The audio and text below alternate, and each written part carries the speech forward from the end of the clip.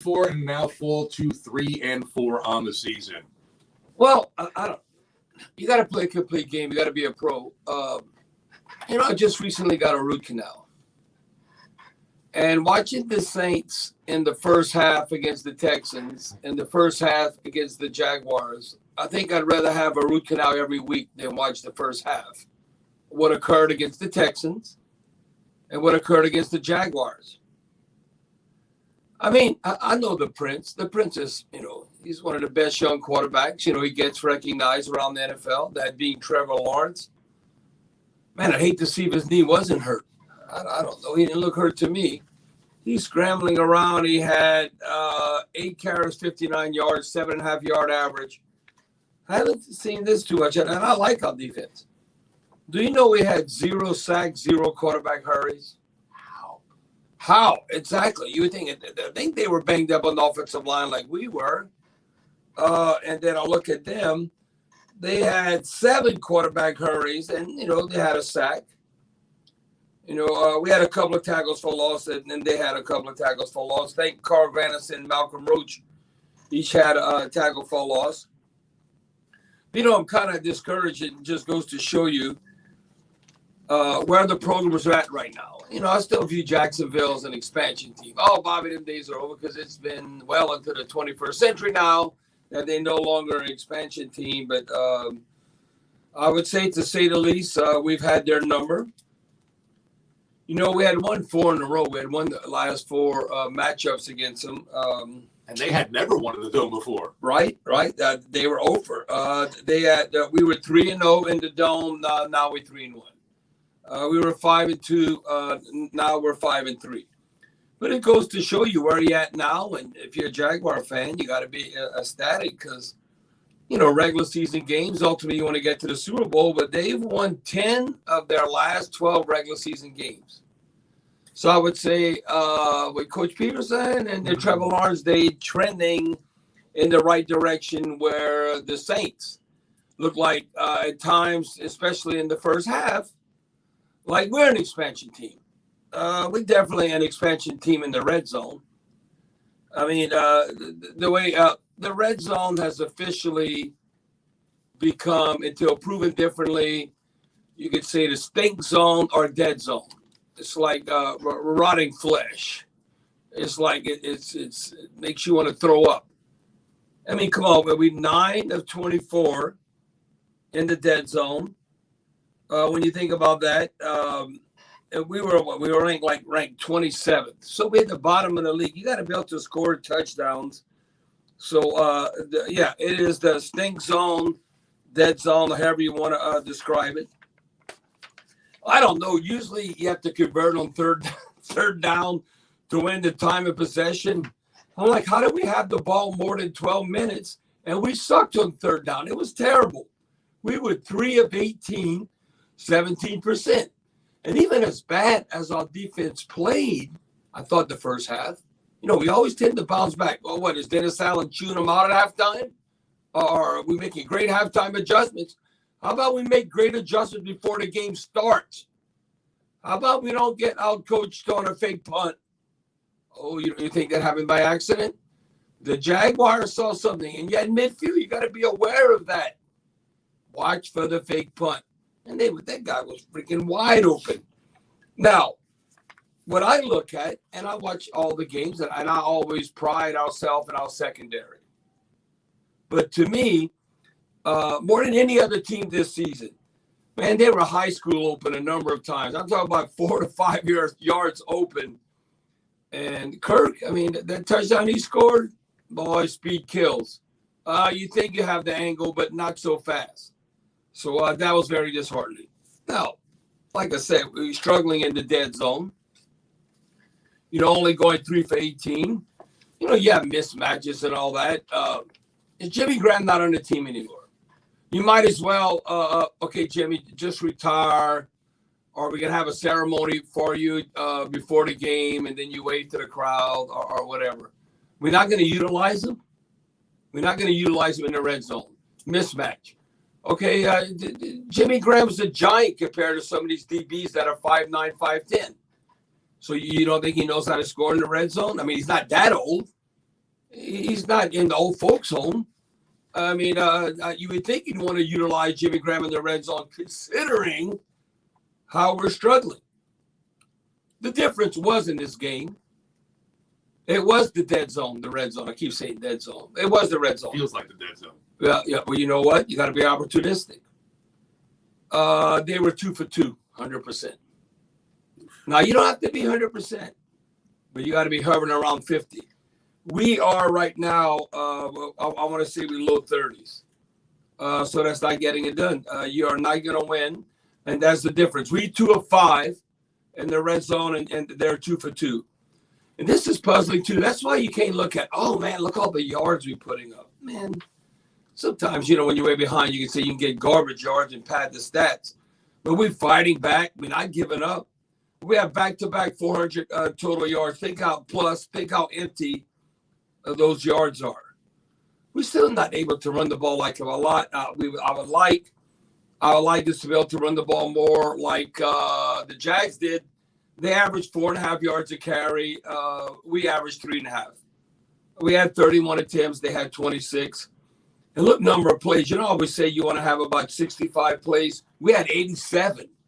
That's almost like 5 quarters of football when you look at the number of actual plays you had offensively. Again, turnover margin. People say, hey, Barry, you full of crap.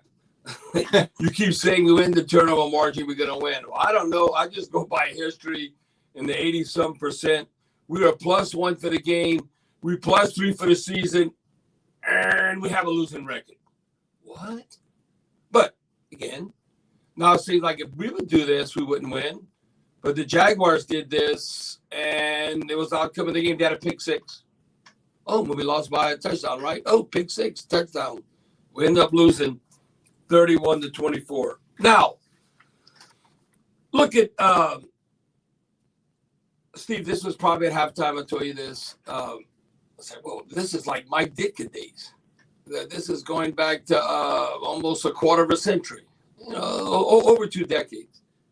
We were +2 with 13. If somebody would have told me we're going to be +2, just tell me this one sentence. Right. We +2, there's 13 minutes left in the second quarter, and we're +2, and the score is 14-3.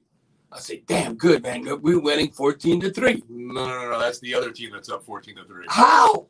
We're +2. I mean, not being opportunistic. I mean, that to me blew my mind right there. And look, I always say, boy, give me 120 to 130 total scrimmage yards from Alvin Kamara. Well, I think that's a great winning effort, and we should be able to win. Well, he had 153 total yards. If you'd have just told me that, well, Alvin's kicking ass. We definitely got a great opportunity the way the offense and how he's spreading it around. And he ended up being the leading receiver, 14 targets, 12 catches, 91 yards. He had 62 yards rushing. I thought Alvin Kamara was running hard. But look at Kirk. I mean, who's guarding Kirk? I thought Bobby, you said we had all these greatest defensive backs, the best DBs in Saints history. Well, not what's his name? Christian Kirk. His last name Kirk. I don't know. He got targeted 6 times, 6 catches, averaged 15 yards in reception. So whoever was checking him, they better check themselves because they weren't able to stop him. But really. Nothing to write home about when you look. Like I said, I thought our Saints defense that if you'd have told me we're gonna have 0 sacks and 0 quarterback hurries, I go, well, Trevor Lawrence, he has that knee brace, dealing with that knee. But you look at Trevor Lawrence, he rushes 8 times for 59 yards, and he averaged 7.5 yards a carry. So that boy is a big 26-yard run he had, right? He had a 26 long gain. So. I mean, well, what if he was really healthy? He ran maybe for 80 yards or something, but we were not able to contain him. He had a quarterback rating of 100.4. Derek Carr had like 73.4. Now, again, we had to do this because considering we were behind having to play catch-up, that's not good. Now, Derek Carr threw for 301 yards, but he threw 55 passes. No, that would be throw about about 18 less than that or something. That's too many passes. That means you are playing catch up. Trevor Lawrence only threw 29 passes. Past the great Trevor Lawrence. Okay, and a young guy, you gotta let him fling the ball all around. No, that's why you gotta have balance. We had a lot of number of plays, but like I said, we're having to play catch up at time. I thought Paulson and Debo, he was shaky at the beginning, but I thought he got better. He ended up leading the team in tackles with 7 total. Also unassisted with 5. And he had a couple of passes defended. He had a forced fumble. And right. Carl Grannis ended up getting that fumble recovery.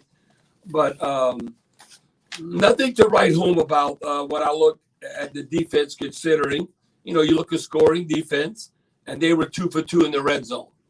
That's when can we force field goals? Or think about when you look at a score. Instead of being 2-2, what if they been a 1 for 2? And then you look how the game breaks down with anybody settling for a field goal instead of giving up a touchdown. But again, our schedule, you are what your schedule says.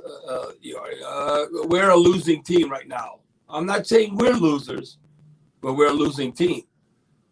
We're not 500. No, we're below 500. We're below 500. We got to beat the Colts to get back to 500. Then you're playing the bad news Bears. Who knows? That's going to be in the dome. I don't know what's going to happen. We might make Justin Fields look like all world. He's going to run all around. He probably run like Trevor Lawrence and extend plays.